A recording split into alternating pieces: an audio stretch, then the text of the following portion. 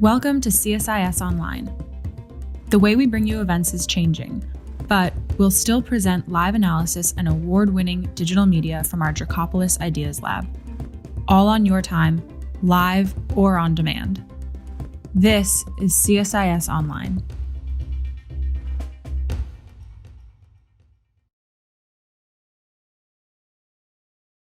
My name is Matthew Goodman. I'm Senior Vice President for Economics at CSIS. Delighted to welcome you to this event on Sharpening America's Innovative Edge.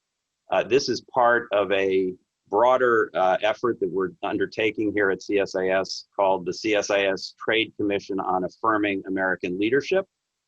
We've been working for a little over a year now to look at the underpinnings of American leadership, how that affects our position in the world, and looking at obviously specific issues around trade policy and trade reform. But we really are focused initially on two key pillars of U.S. economic strength and U.S. economic, ultimately our position in the world, which are workforce, preparing the workforce for 2030. We did an event a couple weeks ago with some of the commissioners to talk about some of our ideas that have been developed in the commission on strengthening our workforce. We, this time today, are going to be talking about a second pillar, which is innovation. We have issued a report just an hour or two ago. You'll find it on our website and on the link that you use to get into this event, I believe, maybe even below you on the screen, a report that we did on our innovative edge, which is a critical part of our position in the world. And in fact, all of this is sort of designed around the premise that the US has tremendous advantages, tremendous capabilities, and its leadership in the world has been very beneficial to the world and to the United States. But we have in some ways, there are new competitors, new challengers, new issues, and we ourselves have perhaps not worked as hard as we could have on some of these specific issues. So that's really what this is all about. We have a terrific group of panelists that I'm going to introduce in a minute, but first, let me play a short video that gives you an overview of what we have been looking at in the innovation area.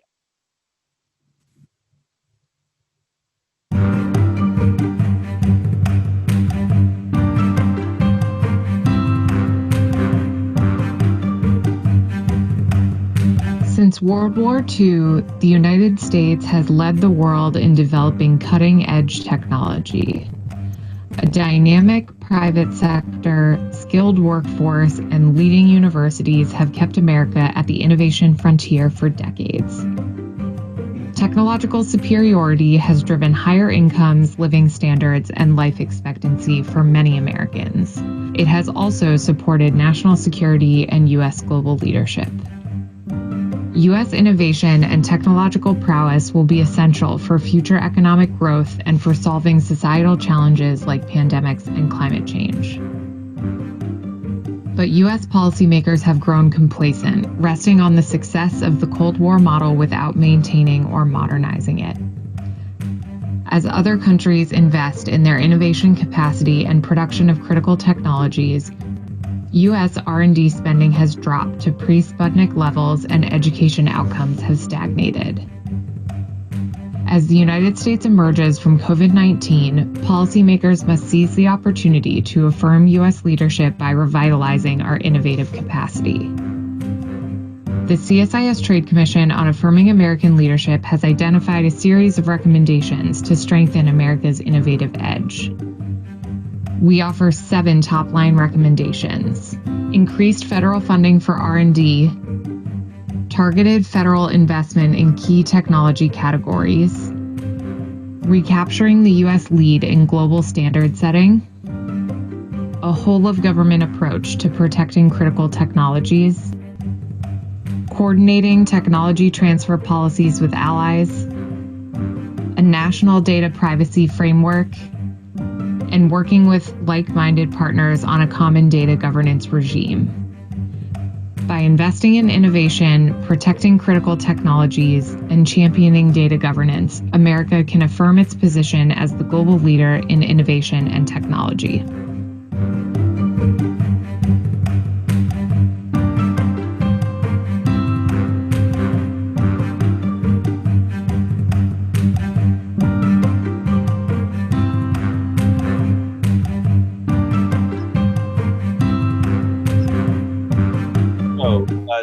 So that gives you an idea of what we've been looking at in innovation, and we will go through some of those issues and recommendations in a minute with a terrific panel made up of 3 of the commissioners involved with this effort over the past year plus. So I'm delighted to introduce them in alphabetical order. Mr. Ajay Banga, who is CEO of MasterCard. Ajay sits on a number of corporate boards. He sits in as a member of big, important business organizations. He's also been on a couple of presidential commissions. And this is not the first commission at CSIS I think he's been on as well. So delighted to have Ajay with us. Next is Dr. Richard Levin, who is a senior advisor at Coursera. He was also president of Yale University for about 20 years. And Rick is dear to our hearts in the economics program at CSIS because he's a PhD economist. So he's been able to keep us honest here as we've looked at some of these issues on the US economy and trade. Delighted to have Rick with us as well. And then Ms. Kavita Shukla, who is founder and CEO of the Fresh Glow company. Kavita holds 4 patents. She's an entrepreneur, an innovator, inventor. She invented something called fresh paper, which helps keep produce fresher for 2 to 4 times the normal containers. And so among other things that she has invented, this is a very exciting product. And so we're delighted to have Kavita with us as well to give particularly a small, medium-sized business perspective on innovation. So as I said, the report had 7 top-line recommendations, or the video pointed out, and they're in 3 buckets, which are really about basic innovation investments that need to be made. Secondly, protecting critical technologies.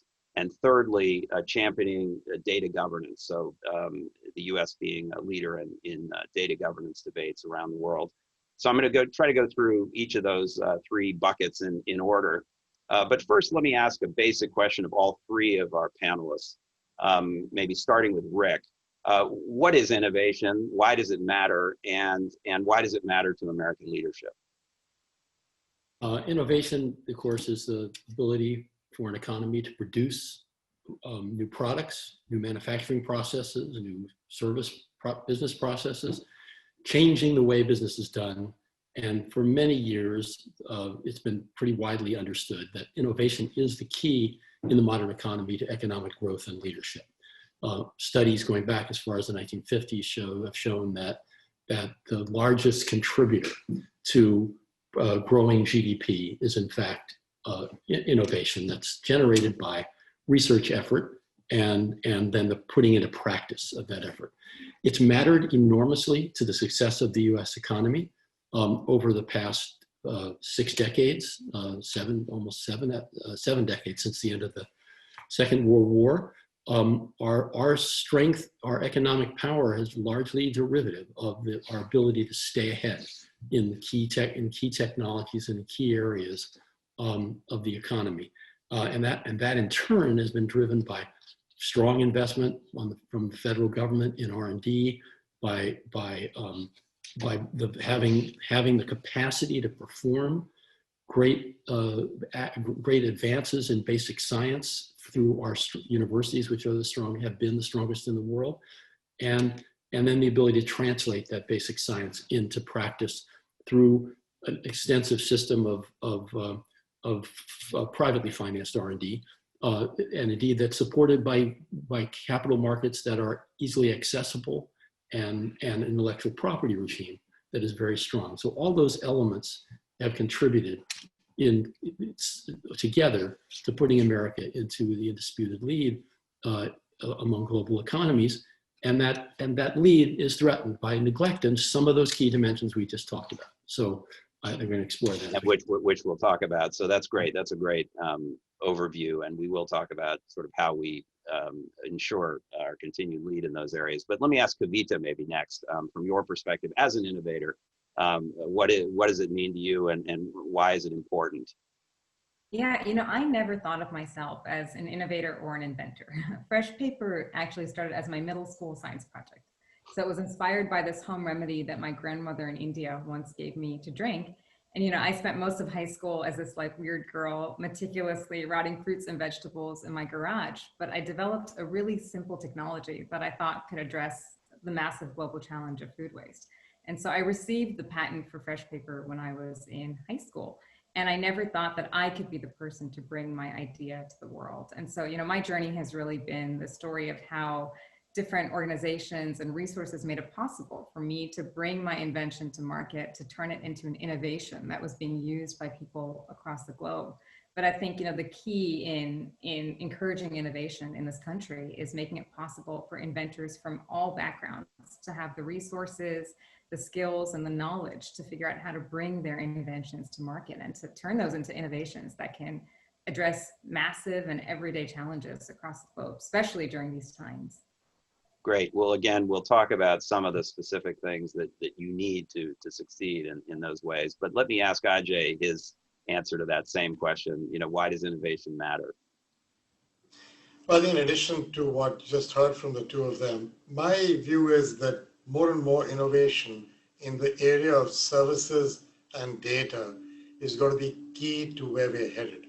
And that's because services are now 78% of our GDP, 80% of our employment. It's in services that we actually have a trade surplus.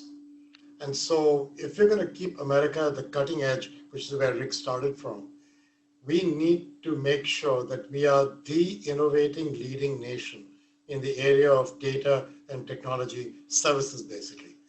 The other thing is, if you look at all the issues we're dealing with, and Kavita's of a generation that's a little younger than the two of us, and her generation, look at the challenges of climate change, health, or even to do with defense and national security.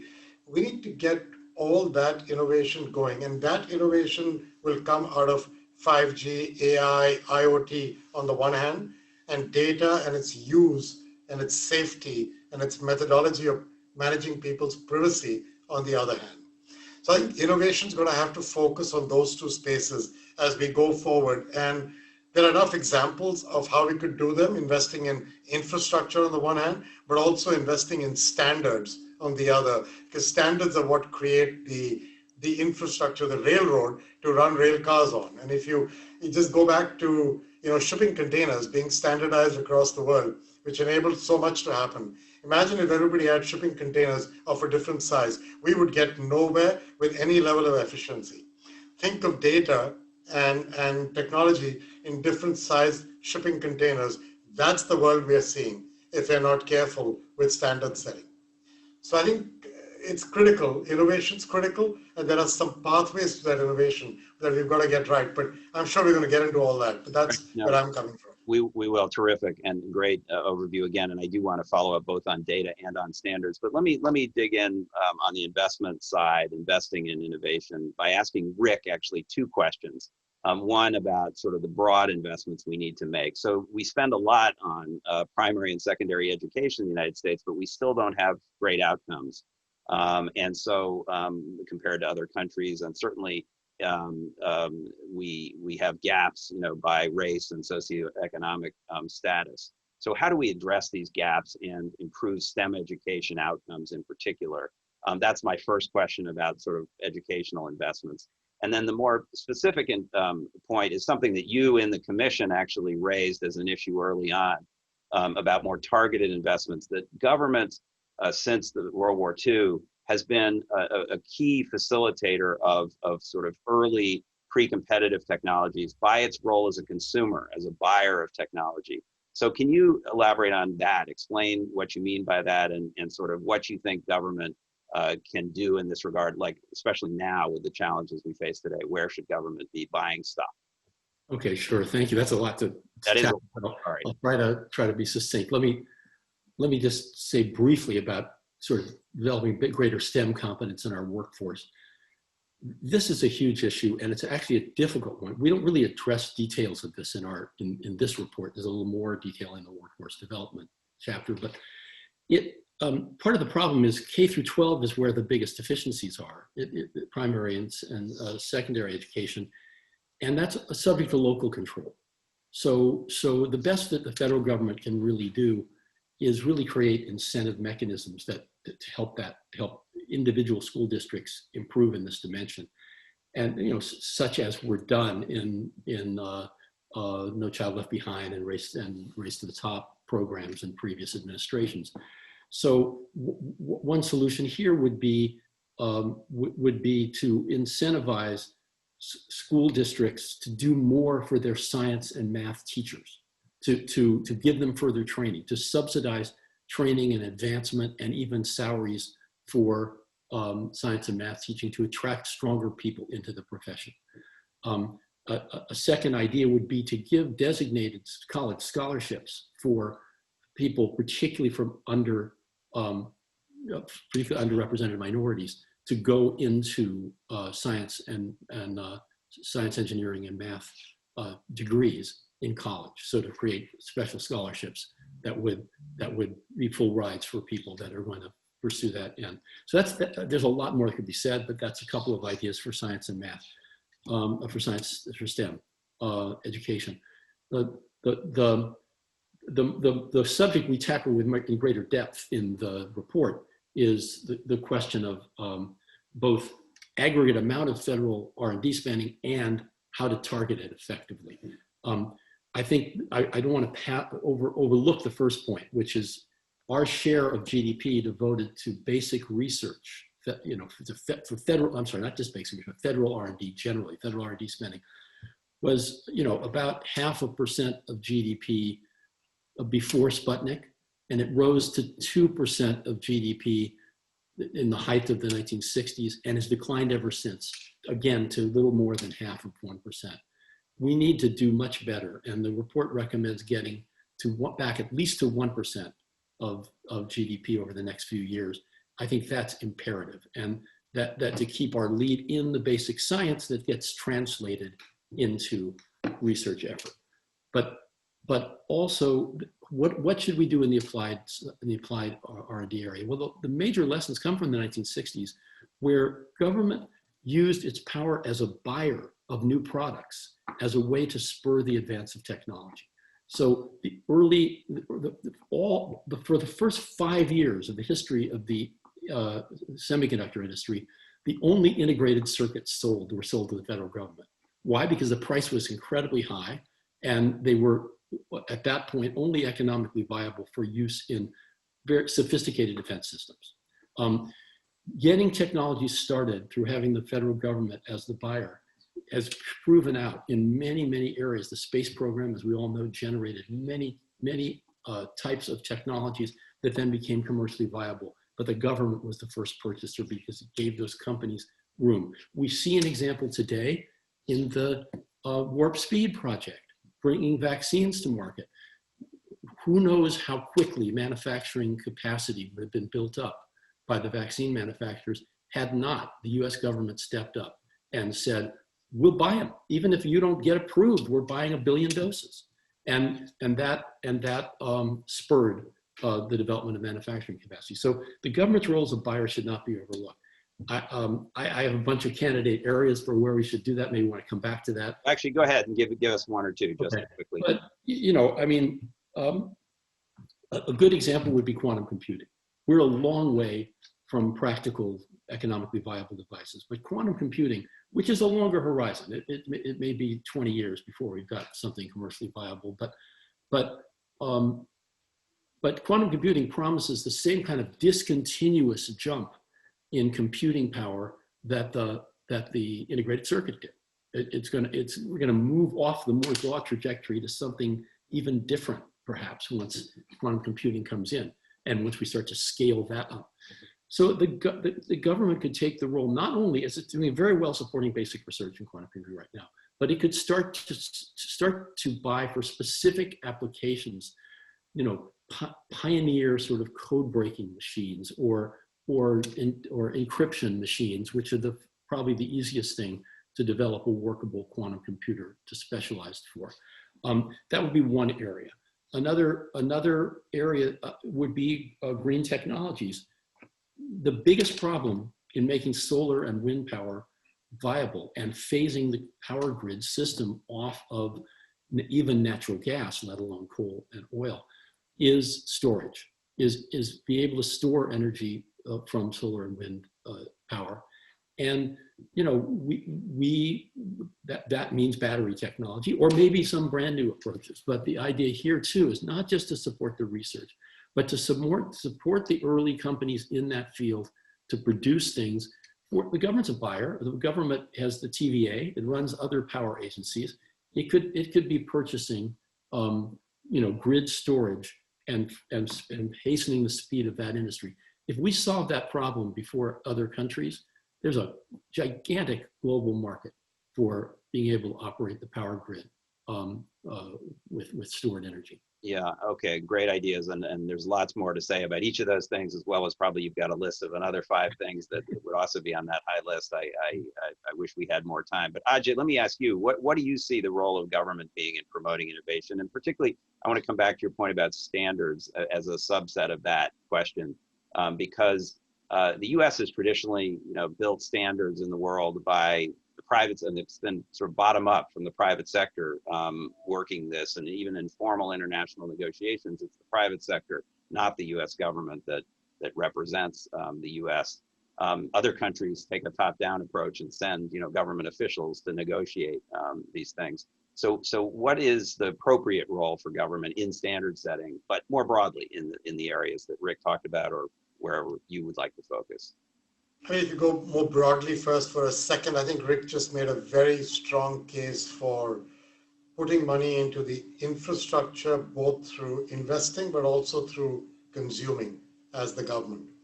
And I think the private sector can cooperate very well. We've learned over the years to do that.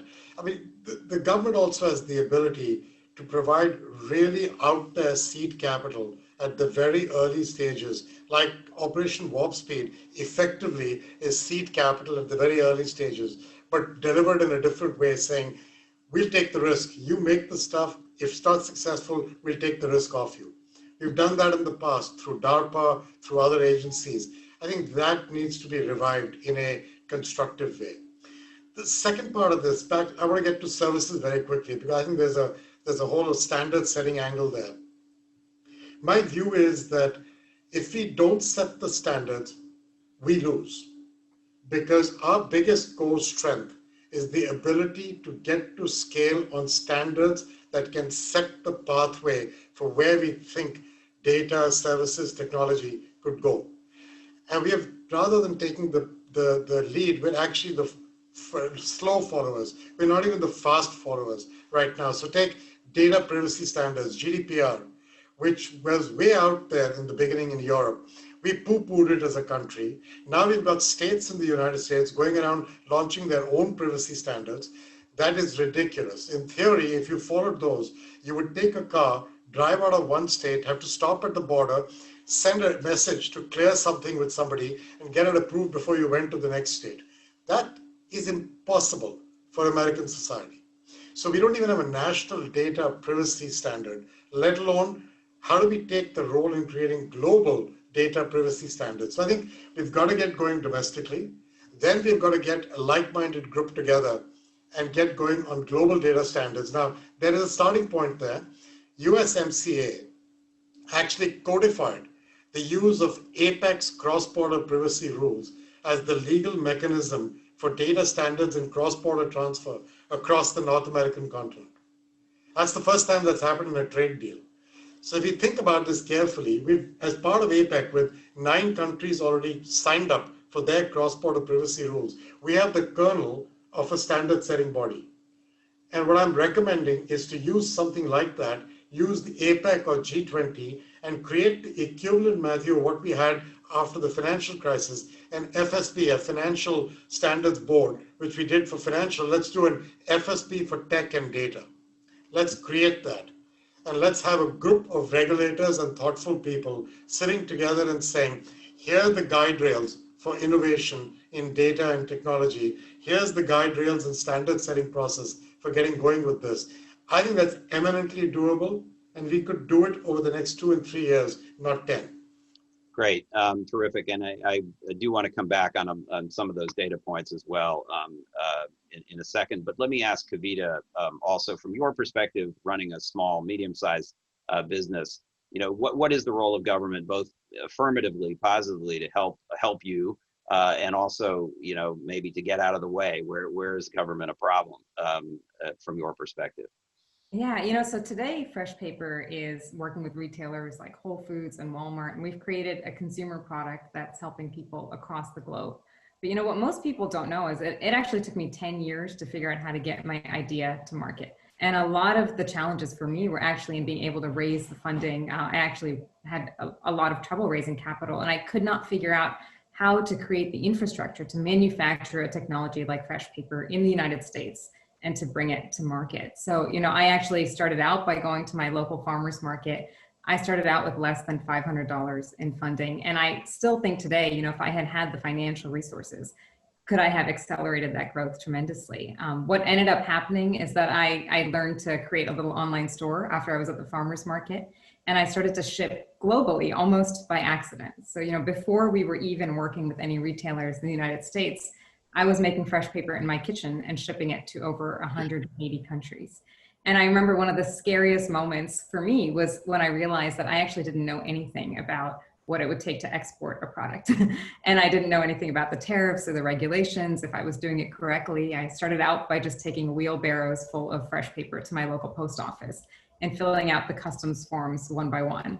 And then, I discovered services like Shopify and Amazon that made it a little bit easier for me to go global. But I think, if there was an opportunity for entrepreneurs to understand how to export, to have the government support in figuring out how to think global from day one, to better understand the regulations involved, and also to have some funding to be able to be really focused on manufacturing in the United States. Because, I started manufacturing in my kitchen, and then it took me several years to figure out how to scale up and continue manufacturing in the United States.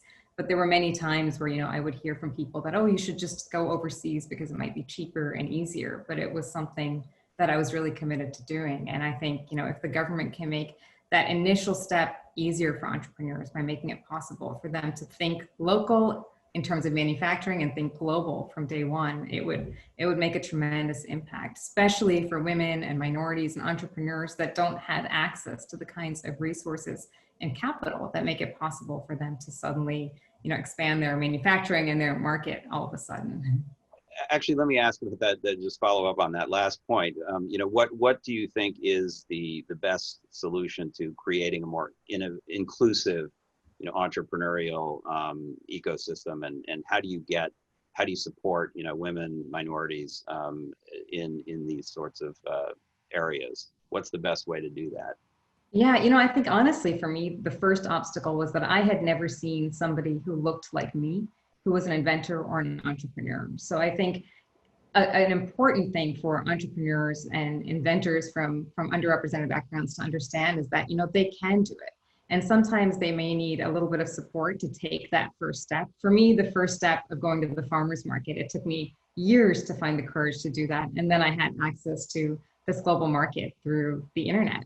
But, I think if the government can make it possible for entrepreneurs to make those connections earlier, I actually participated in a local program in Maryland that really boosted my business, where the local agricultural department in the government, they set up a program where inventors and growers could connect with retailers directly. And it kind of did like a matchmaking program. And that actually changed the trajectory of my business. So it can be really simple interventions like that.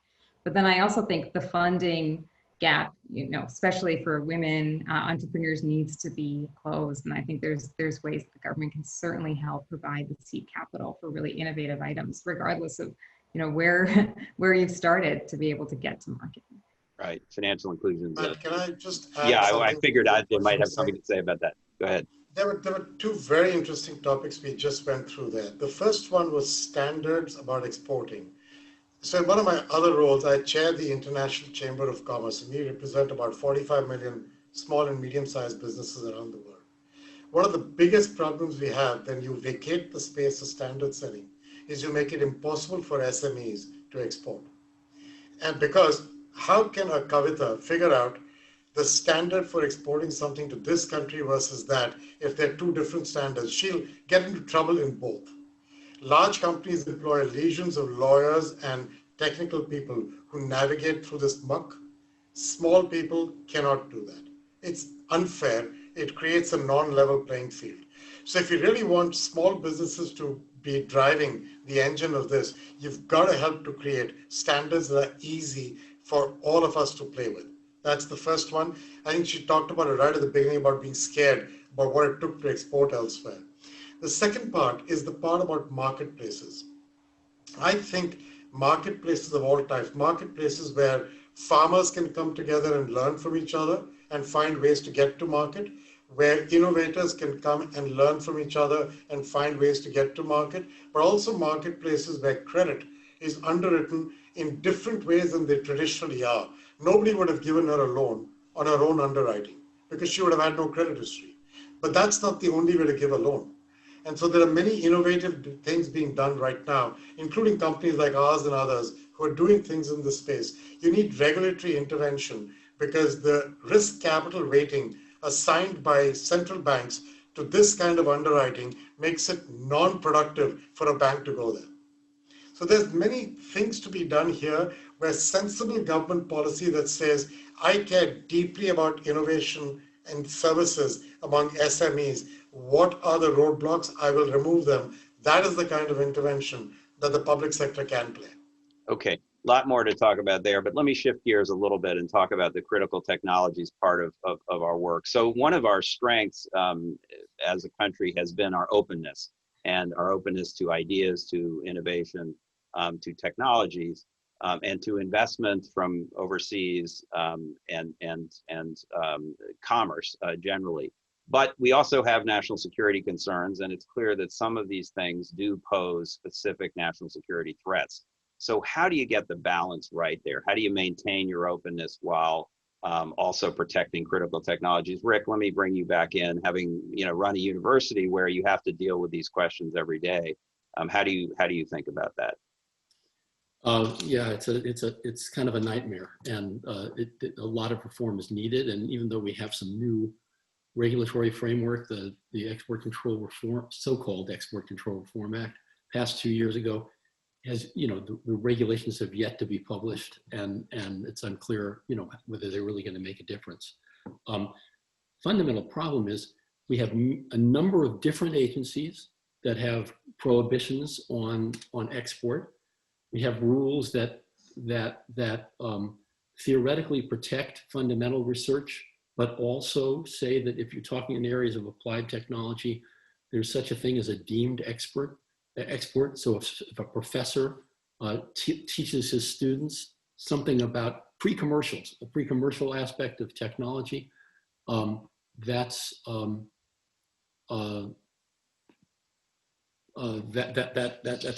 can be regarded as a deemed export and therefore illegal. And then if you look at the list of controlled goods, there are devices 3 and 5 generations old still sitting on these lists. They're not refreshed, updated. So we have it's a very dysfunctional regime right now, and it's way over inclusive in the sense that there are many things controlled that don't need to be controlled, that really have either nothing to do with national security or no longer have anything to do with national security because they're outdated. Right. And so what we're recommending in this report is that we should really bring the whole of government together. Don't have 5 different agencies regulating different aspects of this.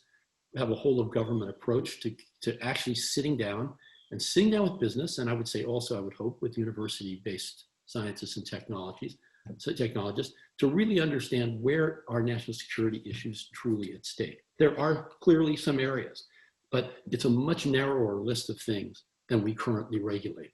And by narrowing the list and having sort of unified control over this process in the government, I think we could get down to a much more workable system. And by the way, if we really pared it down to things that really truly implicated national security and not, I think that would make a big difference in terms of compliance. That is, people would recognize this is a serious list, not a nonsense list like the ones we look at today. Thanks. Okay, well, there's again more in the report, but thank you for flagging some of the key points that we make in there. I want to ask Ajay about this, but before I do, let me just ask the audience or remind the audience that you can submit questions. We've got a few coming in. Welcome more. There should be a link, in front of you that you can use to submit a question. Ajay, just let me ask you, as a data company, you're a financial services company, but you're really a data company. Let me ask you, I want to get back to your agenda for sort of working on standards and global governance in this area. But first, on the sort of defensive side, I saw overnight that it was at least announced that the US government has blocked a purchase by a Chinese company of a fertility clinic in California because of the concern about data, medical data being in the wrong hands, as it were. So how do you think about that as a data company on the defensive side? How do you, does government have a legitimate role to sort of make sure that we are protecting American citizens' data? And how do you balance against your interest as a data company in letting the data flow? So first of all, I think there's always going to be this healthy tension, like there is in the banned list of export. There's things that you should control for very right reasons. You've got to be careful you don't overdo it, because then it loses its efficacy and people stop believing in it. Same thing with data. There's definitely things in data that deserve to be managed carefully within a country's borders. An example where you just said a fertility clinic, I don't know enough about what went into that, but if in some way knowledge about American birth rates and patterns becomes a national security issue, someone beyond our pay grade should be looking at that, but making sure there are very few of those, because that's a slippery slope. And why do I say that? That's because if you want to really unleash the power of AI and the internet on the problems we're trying to solve for, on health, on cybersecurity, on climate change, the worst way to do it is to balkanize the data. The more you balkanize this into boundaries, the lower the predictive power, the lower the accuracy, and the lower the usefulness of that data. That's just scientifically and mathematically true. And so the problem we have here is you overcorrect and you end up with balkanization. You undercorrect and you end up with the newspaper stories of the two things that shouldn't have happened. Somewhere in the middle, like everything else in life, is the right answer. And I think the only way to manage that is through the kind of thing I was referring to, this FSB for tech and data, where you can start passing through what's really worth keeping and what's not. Now, the reason why I raised the APEC cross-border privacy rule framework earlier is because that's an attempt to do this and thread the needle the right way. So what they've done is they've said, first, we agree on certain principles. Those principles, even if every country has separate privacy laws, the principles allow you to find the common ground across those countries, which is the first step they take. The second thing they've done is they've got enough critical mass of countries signed up. The US, Australia, Canada, Japan, Korea, Singapore, we've got 9 of these countries signed up. The third thing they've done is they've got the reliability of a third-party compliance auditor who will come in and check both private companies and the countries managing to those principles. And I think that's the way to create a framework and a structure that like-minded countries can get to rely on as we move forward on cross-border data flows. Look, we've got a problem with the EU today. The privacy shield has been locked down. And that was the way that American and European companies were relying upon to move data back and forth. That could be the Petra dish as we fix that between the EU and the US to see how we can navigate through like-minded countries working together on data governance. We could use the APEC principles to yet another marketplace. No, I was going to ask you about that because the APEC, which is the Asia Pacific Economic Cooperation Forum that brings together 21 economies across the Indo-Pacific, including the United States and China. So actually, let me start there. There are very different perspectives on these issues about data governance, data privacy, data flow. They're really almost, they're probably more than this, but there are at least 3 models, a Chinese model, a European model, and a US, whatever we do here, we're sort of the Wild West in a way, but a sort of preference, at least a set of preferences, perhaps. What you suggest sounds sensible. but how do you actually get people to bridge those differences, between those three groups? Because they're very significant differences, no? I think between the EU and the US, those segments, it's a little different than, say, China, where everything is controlled by the state. We've seen that in different ways. Let's just talk about the EU and the US kind of countries for a second.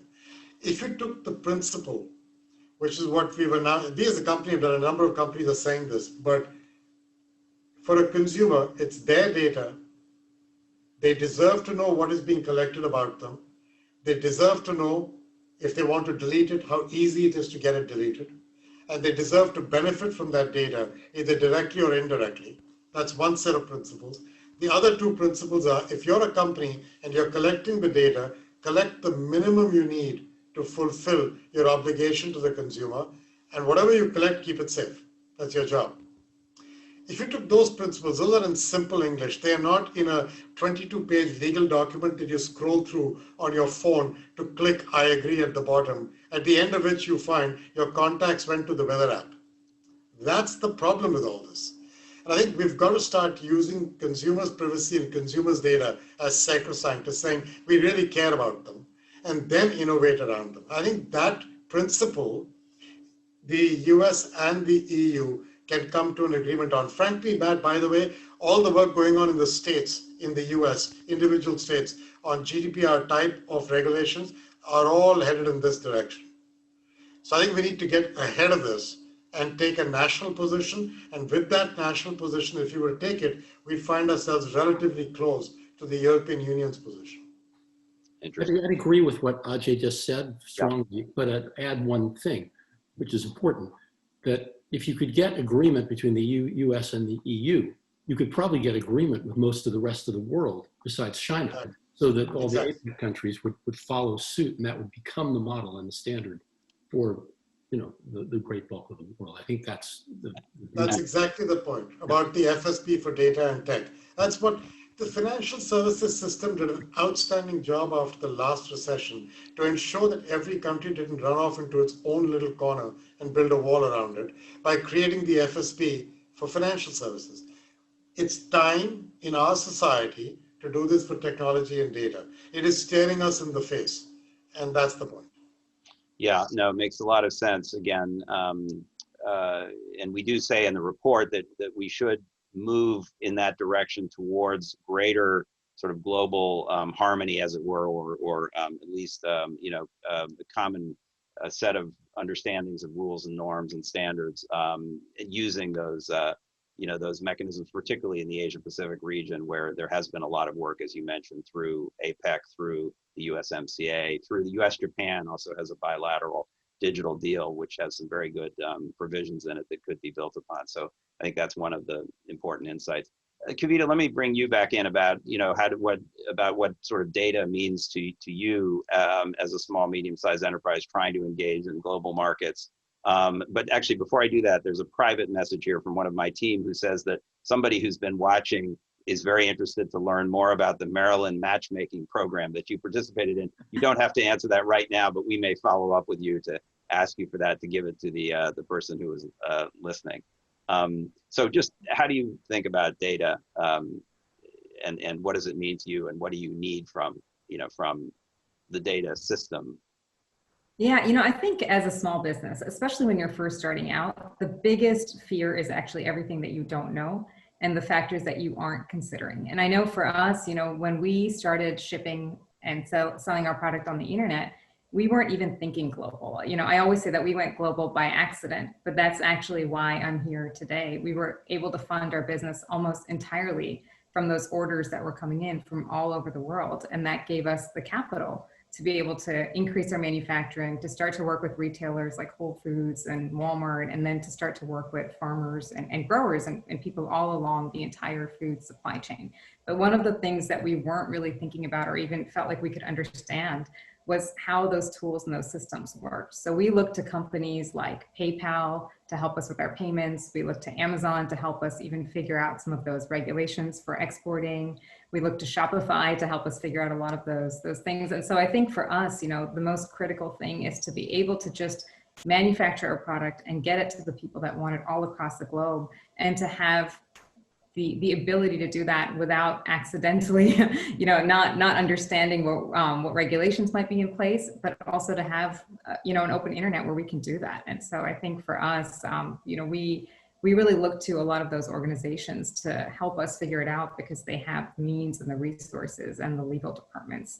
But I think you can't understate how critical it is for entrepreneurs of all sizes to have access, to be able to access people all over the globe. Okay, excellent. Let me start taking some of the questions, some of which we've already touched on, but there's a little bit more precision on some of these questions. One viewer asks, the White House, which I think maybe they mean the Commerce Department, the administration just released its list of critical technologies with very general labels like artificial intelligence. Is this a good approach regarding in light of our recommendations about tech transfer? And I guess the way I'd elaborate on that question to you, Rick, maybe, is how do you get that definition right of what a critical technology is, and ensure that you're not, shutting down a whole wide range of activity that may be perfectly legitimate, and really target on the things that pose a risk, or provide. Actually, I could flip the question, and on the positive side, when you're investing in these things, when you want government to go in and support things like quantum, how do you define the sort of the level of government support that's required, so that you're not meddling with with things that the private sector ought to be doing? So that's sort of two sides of a same question about sort of definitionally.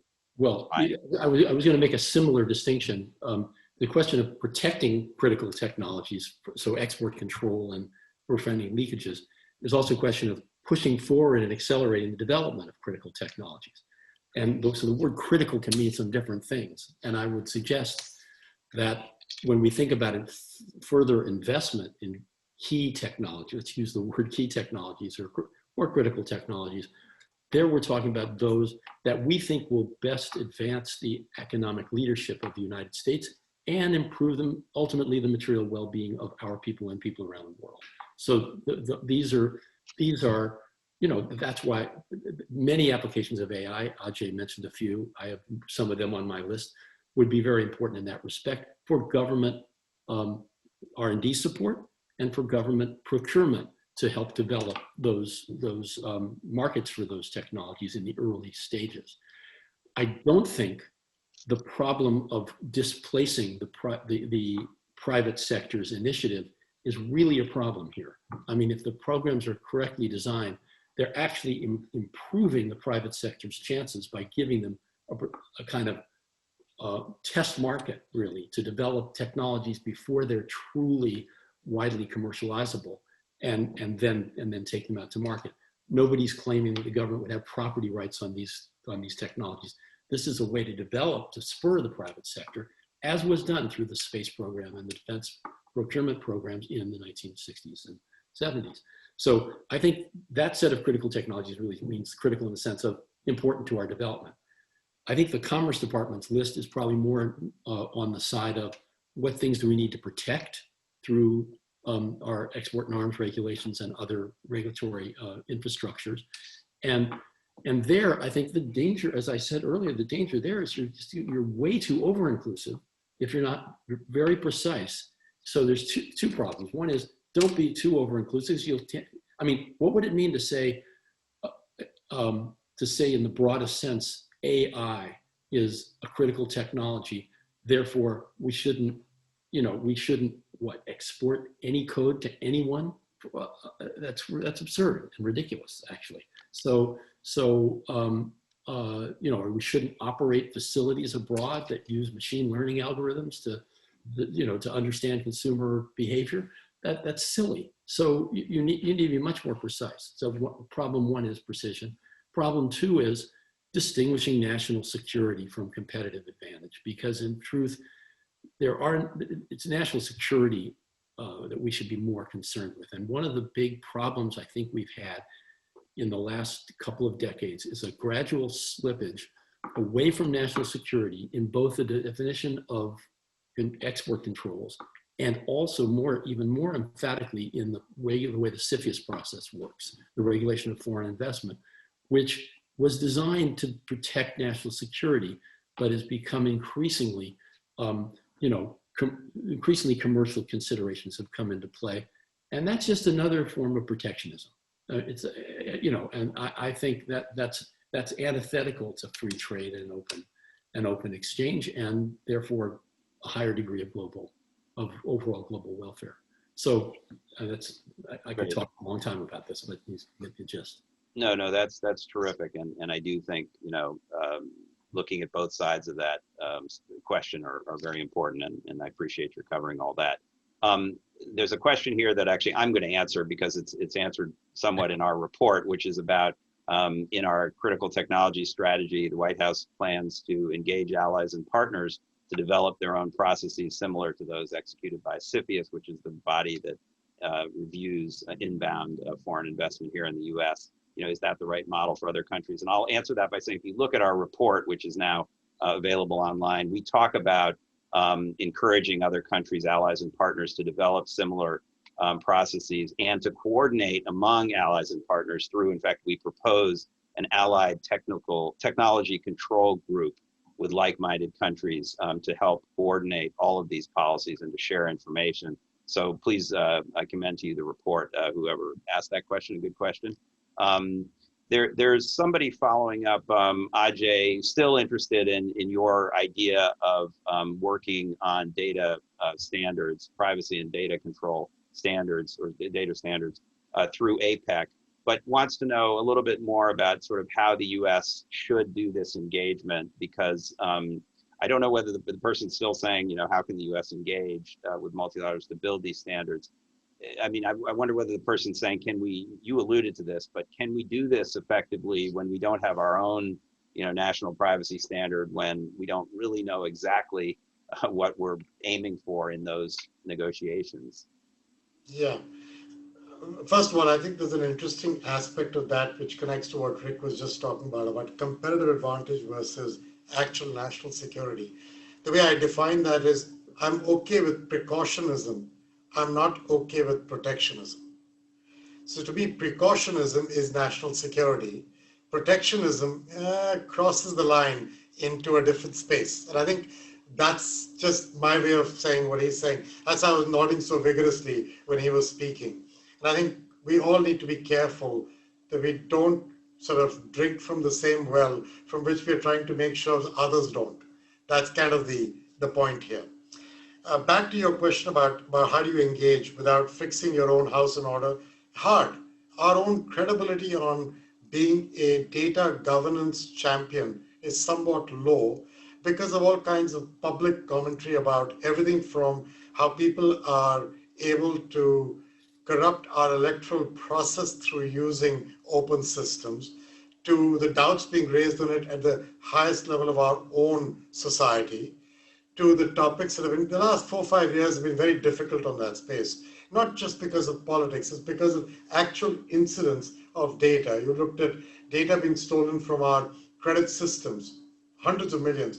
The Office of Personnel Management in the United States government was hacked into. So every one of us with a security clearance, our data is somewhere else currently. And so I think there is an issue here of credibility, of getting our own house in order. That I agree with. But the problem is, Matt, that time is of the essence. If we wait and say this is a linear answer, we will first figure out the national data secure privacy principles in the US, and then we will start engaging with the world overseas on this. That train's leaving the station. And once it leaves the station, the cost of trying to get that back to a common set of standards will be cripplingly prohibitive. That's because installed infrastructure is the enemy of innovation. I think that is what I'm getting to. I think there's a moment in time over the next few years, 2, 3, 4, 5 years, not the next decade, when this engagement with the world or with like-minded people in the world on data governance has got to become front and center of whoever is in the next administration. It's really important. Okay, good. Well said, and very very clear and compelling argument. So there's another question here about intellectual property rights, and maybe I'll ask Kavita to answer this as a patent holder herself. how can the U.S. protect its leadership in innovation and intellectual property rights of individuals and corporations? How much of a concern is that for you, and how do you think about intellectual property rights?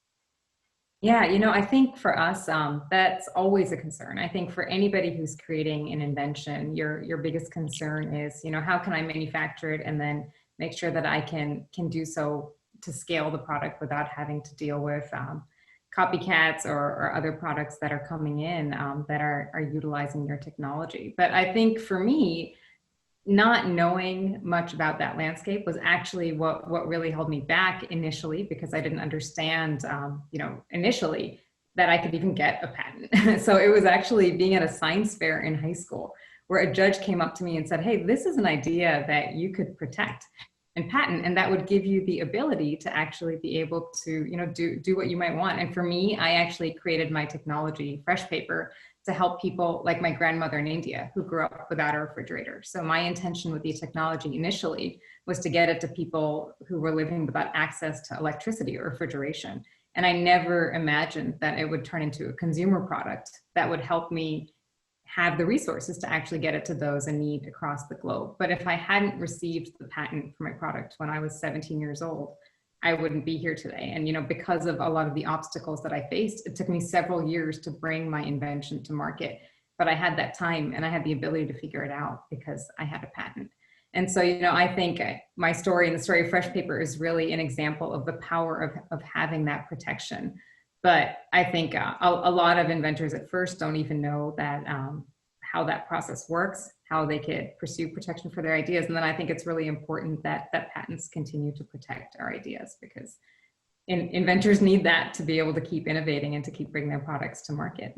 So it sounds like, the U.S. government does spend a lot of time, I'm sure domestically this is a critical issue, but internationally as well, defending intellectual property rights. And, it's a sort of centerpiece of the problems that we're having with China today, a concern that intellectual property is being one way or the other, improperly acquired. And so it is a major priority, and it sounds like you think that it should be. Absolutely. I think if you can't protect your idea and bring it to market, you can't start a business. I mean, Ajay, you have intellectual property too. How do you think about this issue? Exactly the same way. I think that if you invest and you discover, if you don't get the time to be able to convert that to a reasonable return, then that's a problem. I do believe, I understand that this intellectual property debate gets a little mixed up when you start talking about medicines and the cost of medicines. And I get that, because at the end of the day, we're back to the precautionism versus protectionism balance. All these things, there's no black or white answer. There's a series of grays in the middle. Navigating those is the job of using your common sense. And I think that's kind of what we need to get that back into our way of having this discourse. There's one aspect that I don't think has come up, if I may, Matt, just to bring into the topic. That's the aspect of the digital divide. It's not specifically referred to in our report, but it's got exacerbated between the time we started work as a group on this and what happened with COVID. I mean, COVID has brought out that issue. It's always been there. The fact that we don't have broadband access in parts of America, in rural America, of course, but even in parts of suburban America, or the fact that the affordability and the access to the internet is such a challenge. These aspects are, again, places where government and public investment can make a big difference. The private sector can do a lot, but there's some basic rules and guidelines and rails that the government can provide. Back to where Rick started right at the beginning of our discourse. And I think the digital divide happens to be one of those. That's great. In an interesting way, the online education opportunity could actually get us past the standard discourse of zoning and taxes that go only to certain kinds of schools, because online education can go past that and go past the geographic borders that typically hold back equity. Right. And I think that's something we just have to be conscious of. I'm glad you raised that, because I was going to say we got through 57 minutes of this without saying the word COVID-19 or the impact of that on any of the things we're talking about. And I was going to ask you all, and maybe I'll ask just finally, because we're down to the last minute, Rick or Kavita, if you have any thoughts on the topic that Ajay just raised, and whether you see COVID as a really disruptive force in a very negative or very positive or something in between when it comes to our U.S. Innovativeness. Well, on the issue of online education, there's absolutely no question COVID has been a huge accelerator. So the companies like Coursera have seen massive increases in business. Platforms like Zoom have done a remarkable service to institutions of education all around the world to allow instant transformation of live classes to online classes. So I think the acceptance and the ability to see the value in online education has gone way up on the hearts and minds of people everywhere. And that is a first step. Now, there is still the issue of the divide, but some of the companies doing, providing online education these days, Coursera being one of them, is completely usable through mobile devices. I mean, you don't need a computer. You don't even got special compression technology so that there's versions of the courses you can take without high bandwidth. So there is real opportunity here for making a tremendous difference around the world, I think. Great. So there are some silver linings in here. I don't know, Kavita, you have anything to add? We're really sort of out of time, but if you have a few seconds. Yeah, well, I think during the pandemic, it changed everything for us. Fresh papers suddenly became an essential item because, the whole food supply chain was affected. And we had to almost start all over in figuring out our manufacturing to scale up and meet the demand. But I think even though it was challenging, what we're hearing from a lot of other small businesses is that this is a time of great innovation. We're all constantly pivoting. We're figuring out how to scale our manufacturing, how to reach more consumers on the internet, how to better communicate what we're doing. And so I think it's going to be interesting to see kind of how small businesses adapt, but there is a tremendous opportunity here to change how we access customers and potentially for many more small businesses to think globally, because being able to reach people via the internet, where everybody is now looking online for products and services, it'll be really interesting to see what comes out of that. Exactly. Well, that's a good note to end on. This has been too short an hour to cover such a broad set of topics. We could do this for hours more, I'm sure, but you're all busy people, and we really appreciate the time that you've spent on the commission and as well as today. So thank you all. And we're not done with the commission. We still have at least another pillar to come. We're going to do another report on reforming the international trading system. Stay tuned for that. And meanwhile, all the rest of our work is at the CSIS, on the CSIS website or at the Trade Commission special webpage. So please look at all of that. We've got a lot of good ideas in there, and thanks to people like Ajay, Kavita, and Rick. So thank you all for your attention, and we hope to see you again on these issues in the near future.